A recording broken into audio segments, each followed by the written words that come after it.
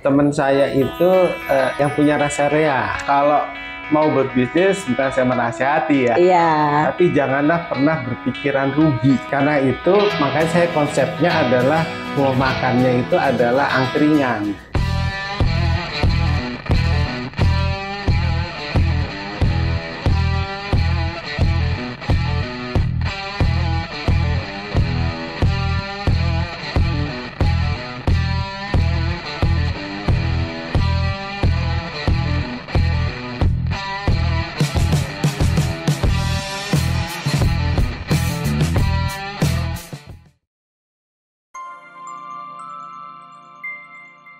Video ini disponsori oleh PT Inovasi Sigma Perkasa, Knowledge Improvement for Dynamic Leaders. Halo sahabat DNA Pengusaha, kita kali ini atas inisiasi dari Wanita Bekasi Keren, kita kembali mengunjungi salah satu pengusaha UMKM di daerah Bekasi Selatan, yaitu kebetulan saya sudah pernah kenalan ya dengan Ibu Eralina. Beliau adalah bendahara. Pegang duit terus nih kerjaannya ya. Bendahara dari Wanita Bekasi Keren ya. Jadi Ibu Eralina, saya tuh dapat kabar dari ketua WBK kalau Ibu tuh punya usahanya unik banget. Unik banget. Jadi saya akhirnya datang nih Bu ke tempat Ibu. Memang di sini tulisannya Warbeh ya Bu ya. Warbeh. Oke. Tapi kali ini saya lebih tertarik dulu untuk mewawancarai pengalaman Ibu mengambil keputusan untuk buka usaha di pinggir jalan tol Cipali. Karena kita tahu 6 atau 7 tahun yang lalu ya Bu, ketika pertama kali informasi itu kita dapatkan, ada kesempatan untuk buka usaha di pinggir jalan Cipali itu, pasti orang mikir apa Bu? Takut rugi. Takut rugi dong, karena kan berapa sih kendaraan yang lewat itu belum tahu juga gitu kan. Nah, tapi Ibu kayaknya tuh udah punya 2 tempat ya Bu di rest area itu ya Bu ya. Berhadap-hadapan, ada yang ke arah Cipalinya, Jawanya, dan arah Jakarta. Oke. Nah, akhirnya saya kesini nih Bu, ke tempat Ibu ya. Pengen kenal juga nih sama Bapak ya. Oke. Pasti di balik istri yang sukses biasanya ada suami yang sukses juga nih. Support pasti ya Bu ya. Oke. Saya belum tahu latar belakang Ibu sebagai couple planner ini seperti apa menjalani kehidupan bisnisnya gitu ya. Karena saya lihat juga kayaknya tuh restoran Ibu, kita sebut apa Bu? Restoran atau tempat makan atau apa Bu yang di Cipali itu? Kayaknya lebih enak bahasa itu warung. Oh warung. Tempatnya memang bukan yang iya, menengah ke bawah lah ya Bu ya, warung. Tapi namanya lucu loh Bu, itu namanya angkringan. Memang seperti itu. Siapa sih Bu yang pertama kali menggagas tuh Bu untuk bisa punya bisnis seperti itu? Untuk gagasan sih sebetulnya memang dari suami saya. Oke, dari Pak Adi ya. Iya. Oke, Pak Adi boleh tahu nggak usianya berapa?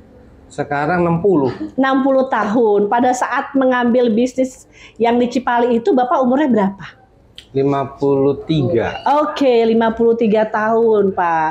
Boleh cerita dong Pak, kenapa sih Bapak bisa ngambil keputusan untuk punya sebuah tempat warung makan di pinggir jalan, tapi nggak nanggung-nanggung nih Pak, di rest area. Dan rest areanya juga luar biasa, Cipali. Nah, itu gimana Pak jalan kisah hidupnya Bapak nih, bisa ngambil keputusan seperti itu? Ya, jadi memang sebelumnya saya tinggal di Batam, saya udah mencoba merintis bisnis kuliner. Oh, merintis ya Pak ya.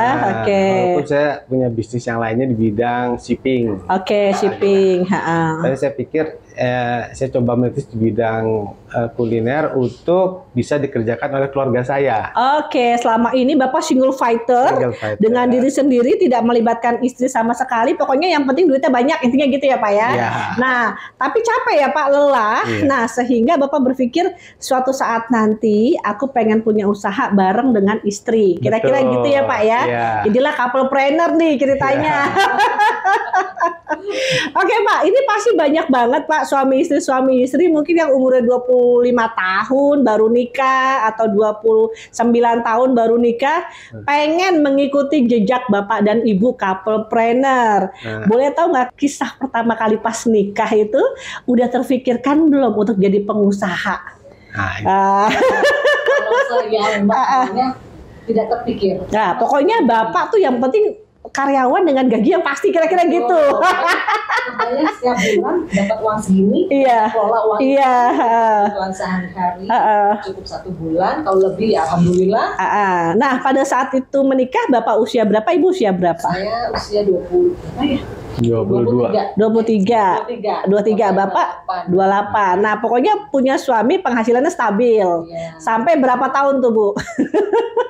Ya seumur sampai kita bisnis terus ya. 15 tahun. Ya 15. 15 tahun masih stabil deh tuh ya, penghasilan. Nah, Alhamdulillah kita stabil terus. kok. stabil terus. Nah, belum terfikirkan kan? Tiba-tiba Bapak jadi pengusaha kan? Betul. Oke. Bapak sendiri karirnya pada saat Bapak umur 28 tahun berani meminang ibu saat itu. Gimana Pak saat itu? Terfikirkan nggak akan jadi pengusaha suatu saat nanti? Kalau terpikirkan sih setengah-setengah, tapi sebetulnya tidak terlalu terpikirkan. Terlalu terpikir. Pokoknya Mau aku jadi profesional, profesional. lulusan ITS. Pokoknya Betul. orang butuh ilmu aku, gitu kan ya Pak ya? Betul. Kan kita tahulah anak ITS tuh pinter-pinter lah ya Pak ya. Alhamdulillah. Jadi teman-teman juga kebanyakan juga pikirannya cuma kuliah S2 gitu ya Pak ya. Bapak juga paling saat itu begitu ya Pak. Betul. Gimana aku jadi profesional, jadi manajer secepatnya, S2, kalau perlu S2 dibayarin perusahaan gitu ya Pak. Nah itu. Kira-kira gitu. Betul Bu, betul itu. Jadi memang itu pun tergugah untuk jadi entrepreneur itu setelah saya ambil sekolah bisnis. Tapi luar biasa saya dapat cerita ini Bapak dibayarin ya. Iya betul. Sekolah bisnis aja dibayarin loh. Jadi sekolah itu mau dibayarin sama perusahaan. Padahal Bapak masih menjadi karyawan di situ, masih muda pula, usia masih 29 tahun, dibayarin. Betul. Dan saya masih baru kerja belum setahun. Nah, itu kan pasti kan pulang dari sekolah bisnis bisa langsung resign tuh Pak. Enggak juga. Soalnya kan nggak tahu. Saya tuh orang yang punya komitmen. Komitmen. Ya, jadi saya baru setahun manajemen trainee, kemudian saya ngajukan sekolah karena saya berhasil diterima. Terus ternyata perusahaan mau membiayai saya. Selama 1,5 tahun. Nah, kalau curiga-curiganya saya nih Pak, jangan-jangan perusahaan tempat Bapak kerja sudah meyakini bahwa Bapak punya DNA pengusaha. Jadi Bapak udah dilirik untuk jadi direktur Pak dalam waktu 7 atau 8 tahun kemudian. Iya. Jadi udah kebaca nih DNA-nya si Bapak nih gitu. Betul ya Pak, kira-kira begitu ya analisanya ya. Karena kan setiap perusahaan besar kayak Samudra Indonesia itu kan dia punya. Iya, pasti punya rencana karir. Nah, kebetulan salah satu materi untuk mencetak intrapreneurship di dalam perusahaan yang sudah besar itu memang sama, dikasih materinya adalah School of Business. Iya. Iya, jadi adalah intrapreneurship bukan entrepreneurship ya, sebetulnya intra. Jadi di dalam perusahaan tapi ada orang-orang yang punya jiwa pengusaha. Betul. Nah, itu biasanya memang wajib ya untuk diberikan kepada seluruh GM. Betul. Nah, lucunya Bapak baru 1 tahun sudah dikasih materi itu. Padahal untuk dapetin manajer aja masih butuh 4 tahun lagi mungkin ya Pak ya. Untuk dapetin posisi GM mungkin butuh 4 tahun lagi. Jadi mungkin sebenarnya 8 tahun lagi ya Pak. Tapi udah dikasih duluan materinya. Nah, itu juga ada benernya juga Bu. Jadi bahwa kebetulan ya pada itu mungkin dari board direksinya Samudra itu melihat itu. Kemudian yang kedua memang saya setelah selesai bisnis itu, setelah sekolah Pelatihan bisnis, sekolah bisnis itu. 1,5 tahun itu langsung 1,5 tahun ya? 1,5 tahun benar. Itu langsung direksi itu menugaskan saya menjadi manajer pemasaran. Iya, betul. Memang benar. Jadi dalam materi School of Business memang ada materi-materi atau kurikulum yang sangat relevan dengan orang-orang yang posisinya manajer pemasaran. Ya, karena jiwa-jiwa pengusaha, kalau kita lihat kan misalnya contohnya dia pengusaha yang sekarang punya pabrik Indofood. Dulunya apa? ya kan? Jualan, dagang pinggir jalan. Ya kalau dia nggak berani jualan di emperan lampu merah gitu ya. Iya dia bisa punya pabrik sebesar itu? Kan kira-kira gitu ya Pak ya. Betul. Jadi memang kurikulum di dalam School of Business itu penting banget diikuti oleh orang-orang yang akan menjadi manajer pemasaran. Itu betul Pak, betul. Tapi sayangnya tidak banyak perusahaan-perusahaan besar yang punya budget dan peduli untuk menyekolahkan karyawannya. Betul. Ya, karena biasanya ada prasyarat. Bapak udah harus di posisi ini dulu, baru dapat posisi manajer pemasaran, gitu ya. Nah, berarti saya punya feeling nih, berarti HRD-nya Bapak itu sudah melirik Bapak punya potensi seperti di dalam DNA pengusaha ini.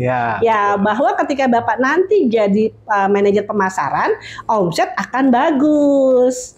Jadi persiapannya adalah investasi perusahaan 1,5 tahun.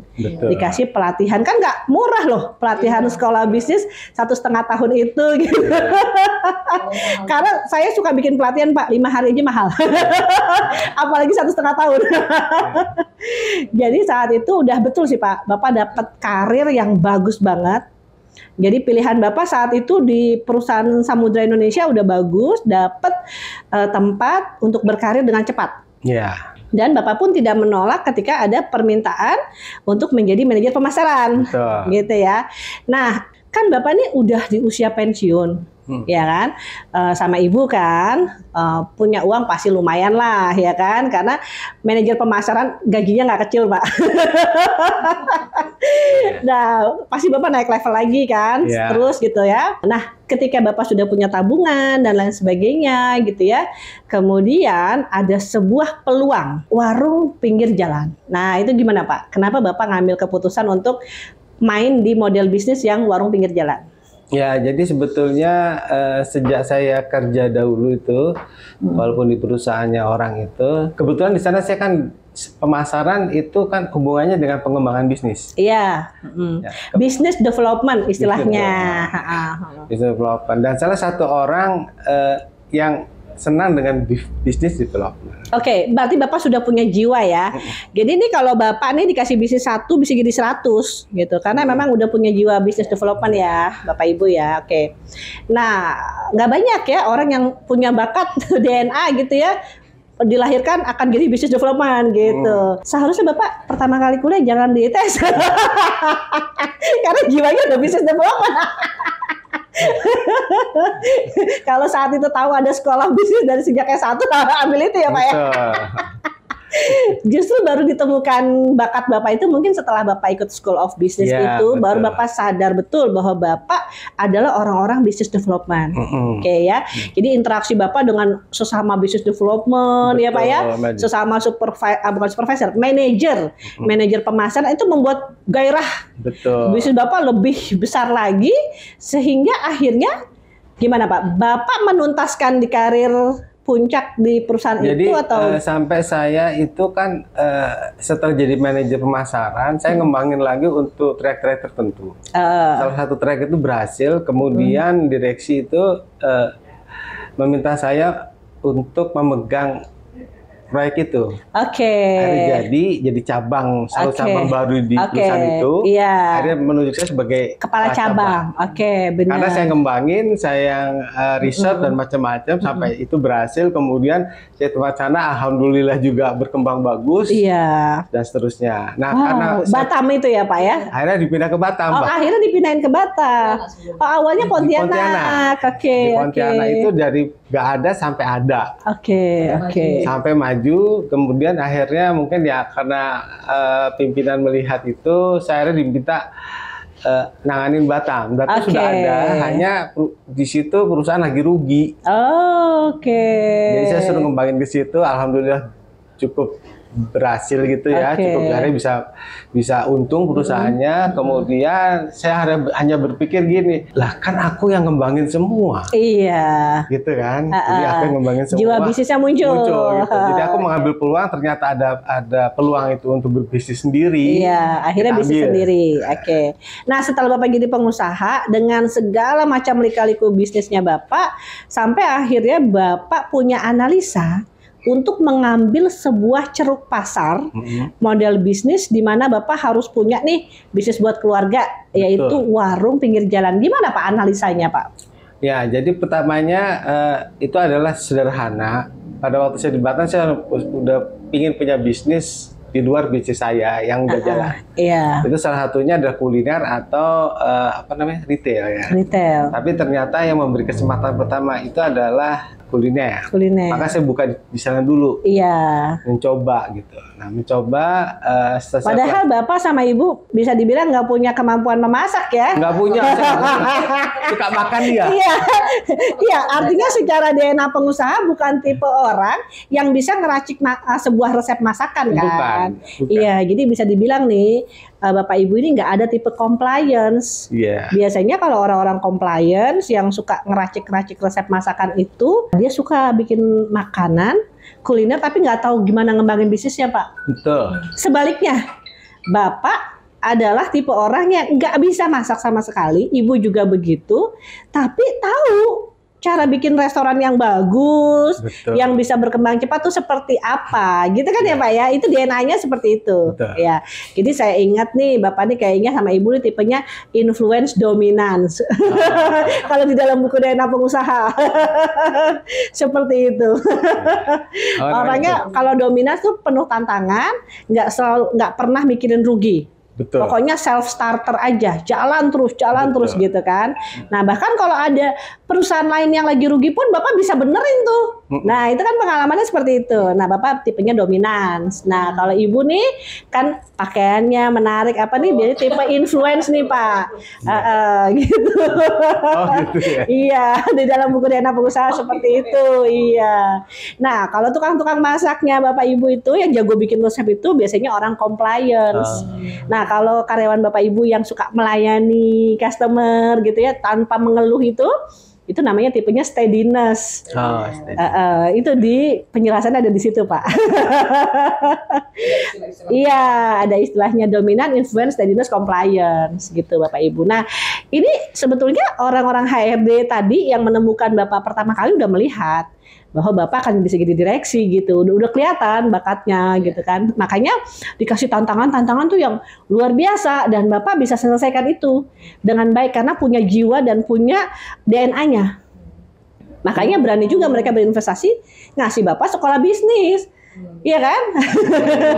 Iya. Tapi kalau Ibu coba dikasih posisi seperti itu, dikasih sekolah bisnis apaan ini gitu.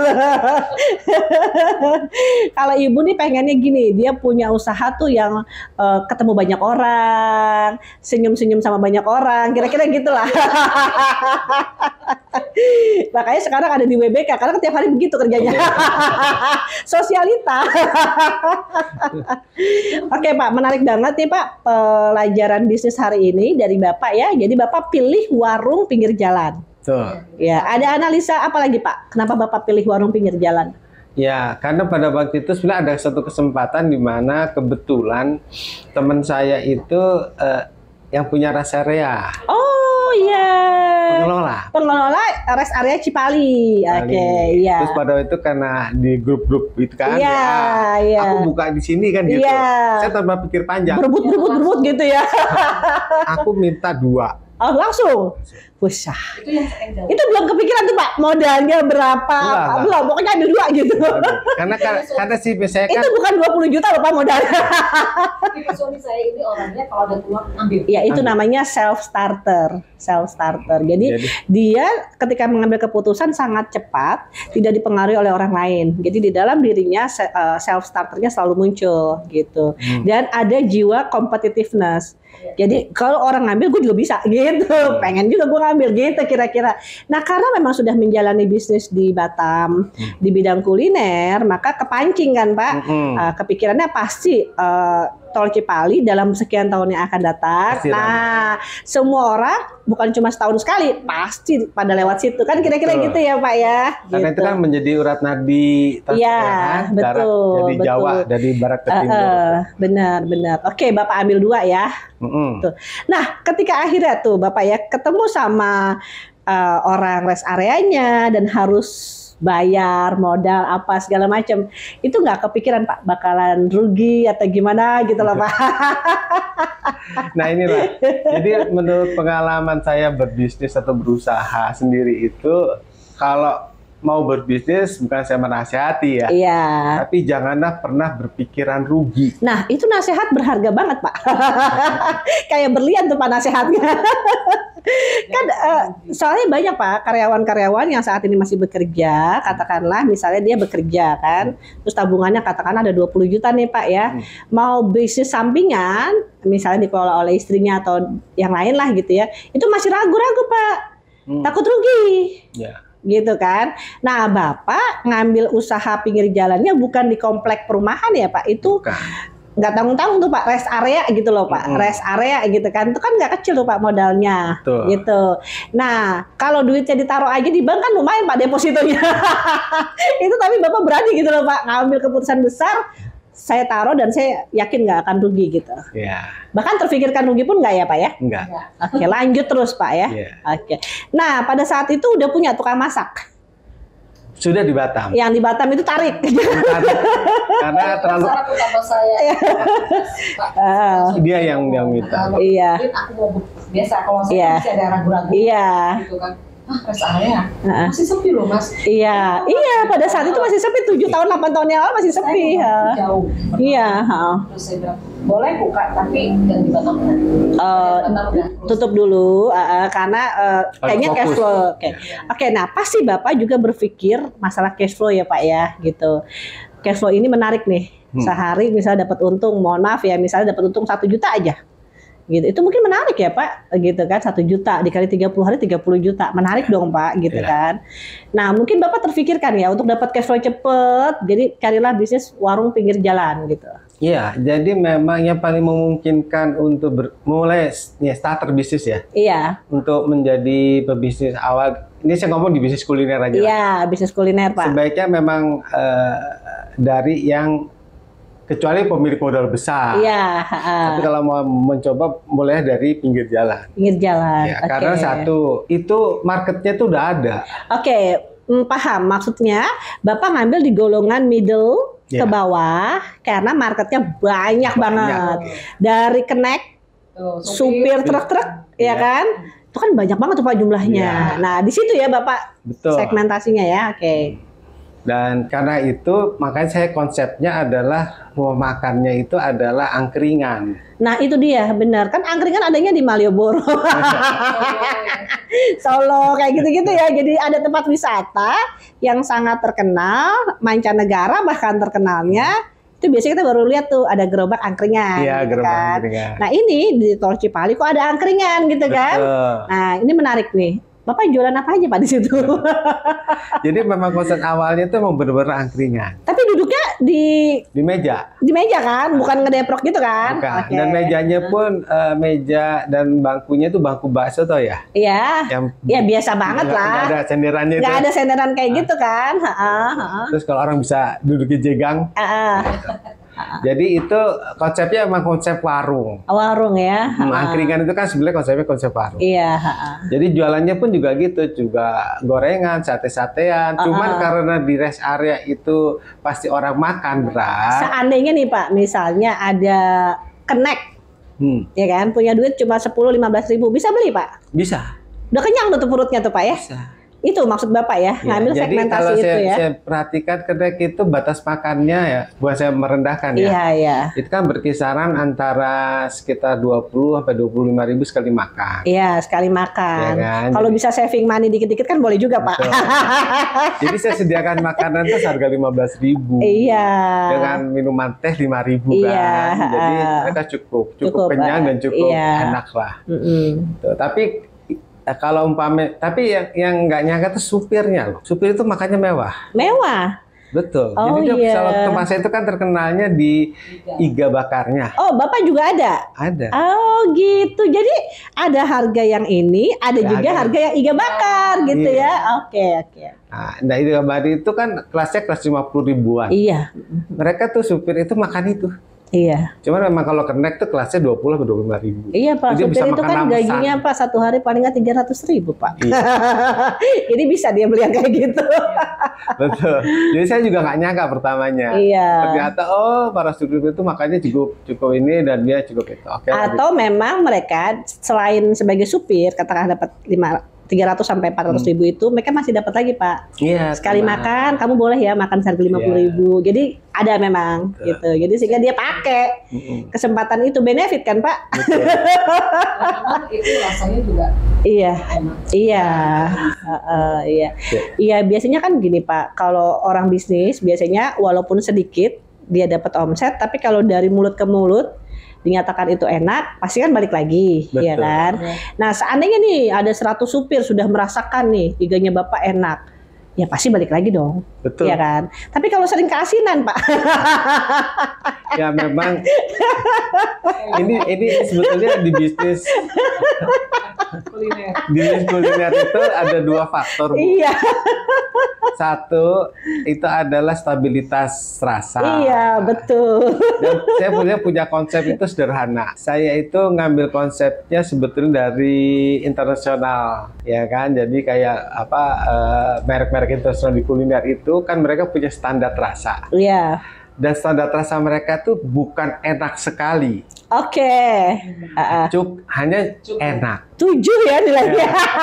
Nggak harus 8 atau 9. Nggak. Karena kalau 8 atau 9 mungkin bisa main di mall-mall yang besar ya Pak Betul. ya. Kalau gitu. umpamanya kalau kita mau ngomong kuliner, kalau mau ngambil yang istimewa, itu pasti restoran yang mahal, Iya. chefnya juga. Iya, pakai chef, kelasnya kelas Iya. chef. Dan masakannya itu sudah nggak bisa ditiru, Iya, dan iya. bisa diduplicate. Duplikasinya susah, Iya. benar-benar. Dan itu prinsip saya itu aja. Jadi saya pesan sama juru masak saya, sama manajer saya itu cukup masak enak, mengusangi, Iya. sehingga kita bisa mudah untuk Duplikat. Jadi dan kalau bisa- misalnya chefnya lagi sakit nih, chef utamanya Bapak, ada yang menggantikan, gampang gitu ya Pak ya.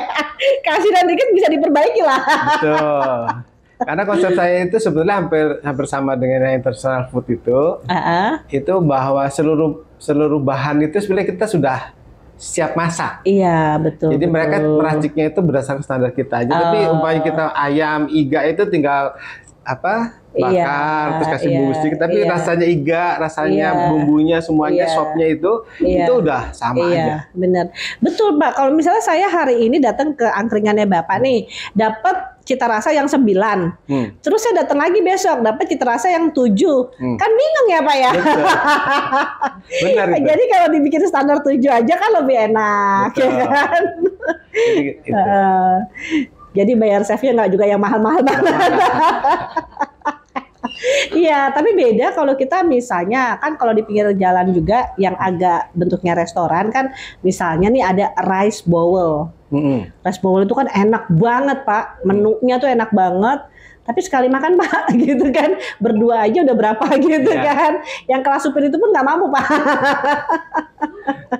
Kan tentu saja di segmentasi itu nggak masuk ya Pak ya. Enggak. Nah kalau itu kan orang-orang yang mungkin pakai mobilnya BMW apa segala macam, mungkin dia nyarinya yang itu. Sama-sama di rest area, tapi carinya yang kelas restoran, ya kan? Nah, kita tahu kelas restoran itu kan lebih banyak jumlahnya biasanya ya Pak ya, daripada yang kelas-kelas warung makan seperti Bapak, ya kan?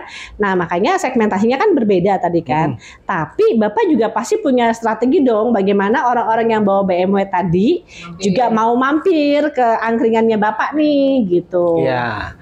Jadi memang itu kan strategi kita tuh sebenarnya sederhana. Jadi orang katakanlah gini deh kalau ditanya, connect truk sampai pemilik truk harus bisa makan di tempat saya. Iya, benar. Menunya ada apa enggak gitu kan Iya. ya. Jadi- Kalau ada iga itu mah pasti mau Pak mampir. Iya, jadi Iya. satu itu iga. Jadi kita punya, dan itu memang sebetulnya akhirnya jadi itu kita. Unggulan. Unggulan. Oke, benar. Karena setiap orang yang naik mobil pribadi ya, kelasnya menengah atas itu begitu sekali makan besoknya pasti makan lagi. Oke, jadi bahan omongan ya Pak mungkin ya bahwa lu kalau mampir ke situ lewat situ tuh gitu. Ada antrinya tapi ada iganya. Oke, gitu. Keren. Ada strategi khusus nggak sih Pak? Mungkin Bapak pasang iklan atau mungkin punya Instagram yang bagus sehingga warung iga Bapak tadi yang juga angkringan itu cukup dikenal untuk orang-orang yang lewat situ gitu Pak. Jadi kita memang bermain di medsos. Oh main juga ya Pak ya. Hanya cuman kita main di karena kalau di situ itu kan orang carinya di itu Google Map ya. Iya. Jadi Bapak cukup masuk Google Map aja. Itu standar minimal. Jadi begitu harus mencet situ, di lewat situ cari gitu kan Google Map kan.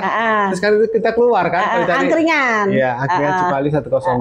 Oh 102 ya. Ya, nah itu begitu 102, 102 terus 101. Nah, ini saya ingin membahas satu hal nih Pak di luar pembicaraan kita hari ini ya Pak ya.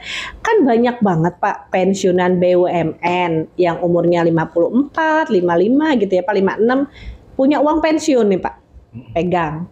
Katakanlah sejumlah uang yang Bapak gunakan waktu Bapak pertama kali membangun warung makan di pinggir jalan itu tadi yang di Tol Cipali. Dia punya nih Pak uangnya gitu kan. Nah, menurut Bapak ketika usia kita sudah 56 tahun itu bagus nggak Pak kita buka usaha warung makan pinggir jalan tuh Pak? Nah, ini saya jujur aja ya. Jadi sebetulnya umur 55 atau umur pensiun itu kalau ingin berusaha sendiri, bukan menjadi entrepreneur atau menjadi wirausaha, itu saya bilang harus dipikirkan masa-masa karena menurut riset yang saya tahu, itu keberhasilannya di bawah 0,1%. Wah, kecil banget Pak. Ya. Oke, iya. Jadi orang di beberapa ribu orang, paling cuma 1 orang, iya. 2 orang. Nah, saran Bapak kalau mau jadi pengusaha dari usia berapa Pak? Kalau untuk sekarang itu gini, saya tuh ngambil patokan yang gampang aja deh. Saya kan berpartner juga waktu di bisnisnya dulu itu sama orang Korea. Orang Korea itu ternyata di Korea situ begitu orang umur 40 tahun, itu sama perusahaannya apa negaranya itu kasih uang pensiun. Dipacu. Kamu kalau pensiun aku biayai untuk entrepreneur. Oke, di luar negeri gitu ya Pak ya? Ya itu di Korea saya tahu dari teman saya itu. Waduh, kayaknya semua BUMN bikin kayak gitu aja deh. Jadi waktu itu teman saya ngomong, makanya akhirnya dia berbisnis sendiri karena disupport negaranya sama disupport perusahaan sebelumnya. Oh enak banget ya Pak ya. Kapan kita kayak gitu ya Pak ya? Wah itu. Iya jadi gini Pak, misalnya nih kan kita jumlah BUMN banyak banget ya Pak di Indonesia. Katakanlah ada 50-60 BUMN lah gitu kan dengan jumlah karyawan yang sedemikian besar ya Pak ya. Nah kalau mereka kan perbedaan generasinya tajam banget nih Pak saat ini. Ada generasi baby boomers, generasi X itu generasinya saya, ada generasi millennials ya kan, ada generasi yang di bawahnya. Nah generasi yang Z ya kan, itu sebenarnya juga udah siap untuk jadi pengusaha. Nanti kita wawancara ya Bu dengan anaknya Ibu ya. Generasi Z aja itu udah siap untuk jadi pengusaha. Betul. Apalagi Bapak juga udah mendidik anak Bapak tuh luar biasa banget ya. Nah, kalau seandainya orang-orang di usia 40 tahun yang notabene sekarang adalah di usia saya yaitu 40, 43 tahun gitu ya Pak ya. Generasi X ya. Dikasih uang pensiun dipercepat, mereka dijadikan pengusaha, disupport oleh pemerintah dan lain sebagainya. Jadi biarin aja tuh jabatan-jabatan itu dikosongin, langsung diisi oleh anak-anak yang umurnya 36 tahun ya Pak ya. Di generasi Y naik semuanya tuh itu jadi direktur kayak jadi apa gitu ya Pak ya. Ya udah yang generasi X turun semuanya, jadi pengusaha semuanya. Nah, pada saat dia jadi pengusaha bersaing juga sama yang umurannya kayak anak Bapak dan Ibu set gitu kan. Nanti kan beda model bisnisnya beda biasanya. Itu sebenarnya lebih menarik sih kalau menurut saya, Pak. Betul, karena gini, kalau kita di perusahaan toh yang menjadi direksi itu kan dari sekian itu kan cuma berapa orang dikit. Iya. Sedangkan di level bawah itu kan manajernya banyak banget. Udah ngantri kayak apa kulit kacang ya. Gitu kan. Nah, yang kedua itu menurut teman saya itu adalah perkembangan zaman dengan kemajuan IT ini teknologi itu. Jadi perkembangan itu begitu cepat. Iya, yang sehingga baby boomers biasanya nggak bisa ngikutin. Betul. Nah, jadi artinya kalau orang-orang itu yang masih tetap di pimpinan perusahaan itu masih old fashion. Iya kan? Strategi bisnisnya nggak ini, nggak dapet. Itu nanti dia nggak bisa membaca yang bawah. Tapi kalau yang 40 tahun ini dia bisa ada perantara dengan di bawahnya. Bener. Jadi yang tadi ya, yang usianya 36 tahun tadi, begitu di upgrade secepatnya, seperti Bapak dikasih sekolah bisnis dan lain sebagainya, dijadikan direktur lah gitu ya Pak ya, dia bisa menangkap apa yang diinginkan oleh timnya. Gitu. Ketimbang kita yang udah generasi old dikasih kesempatan di situ-situ aja, ya cara berpikirnya beda. Betul ya Pak ya. Jadi salah satu kemajuan Korea itu adalah mereka cepat. Nah, salah satu kenapa saya bikin buku DNA Pengusaha adalah Pak, untuk membantu pemerintah mencetak 1 juta pengusaha Pak. Nah, jangan-jangan itu tadi mencetak 1 juta pengusaha susah banget ya Pak ya, karena orang-orang yang dilibatkan di dalam pelatihan kewirausahaan itu nggak dari hati juga mungkin ya Pak ya, untuk menjalaninya gitu kan. Nah akhirnya dalam waktu 2 tahun udah nggak jalan tuh Pak usahanya gitu kan. Jadi memang perlu ada perencanaan. Betul. Nah salah satu perencanaan yang saya sarankan adalah self assessment. Jadi si pengusaha itu sudah memilih bisnis yang memang cocok dengan DNA-nya. Betul. Gitu. Jadi kalau dia udah dapet nih DNA-nya apa, ya udah. Misalnya nanti kita wawancara dengan anaknya ibu nih, anaknya ibu pengen seperti ini model bisnisnya yang dia pilih. Oh karena DNA-nya seperti ini, DNA-nya, iya. Jadi ada DNA anak-anak muda yang memang suka gaul, nah dia pengennya kayak gitu. Itu udah ada DNA-nya sebenarnya. Jadi kalau anaknya ibu disuruh serius nggak bisa, kira-kira gitulah ya. Nah sebaliknya bapaknya tipe orang serius. Jadi pilihan bisnisnya bapak lebih formal, ya. Pilihan nanti anaknya ibu lebih informal. Itu contohnya, gitu Pak. Jadi ada DNA-nya masing-masing, gitu. Jadi ini sebenarnya ada 24 soal. Dijawab aja 24 soal itu, mana yang gue banget, mana yang bukan gue banget. Nanti dari situ ada pola grafiknya. Nah nanti saya bisa bantu baca pola grafik itu. Tapi sebetulnya orang-orang HRD di semua perusahaan juga belajar ini Pak. Betul ya, DISC udah sangat terkenal Bu, udah lebih dari 10 tahun nih Bu ya gitu. Nah saya repackaging lagi supaya semua orang bisa baca buku ini, self assessment dirinya, kemudian dia langsung memilih bisnis apa yang cocok. Di sini sudah saya sarankan untuk orang-orang yang seperti Bapak ini, yang self starter, berani, suka tantangan gitu kan, nggak pernah berpikir rugi, itu namanya tipe dominans. Nah si tipe dominans ini biasanya dia kalau bikin usaha nih Bu, udah 1 nih, dia bisa bikin jadi 10 gitu. Cepet gitu loh Pak, karena punya jiwa business development itu tadi. Expert dalam business development itu oke banget gitu. Makanya Bapak nih tadi saran-saran, ide-ide dari Bapak ini luar biasa nih Pak. Kalau Bapak dijadikan sumber inspirasi ya buat orang-orang yang pengen bertanya ya kepada senior ya. Bahasa gampangnya Bapak ini sebenarnya punya bakat juga jadi konsultan bisnis. Ya. Tapi jangan disuruh bikinnya presentasi. Artinya itu loh Pak. Iya. Yang pakai data-data udah nggak? Iya, karena itu kan juga yang ngerjain. Itu biasanya lah. Yang ngerjain juga orang-orang compliance sih. Betul. Ya Pak, saya juga nggak bisa Pak. Saya juga tipenya dominan soalnya.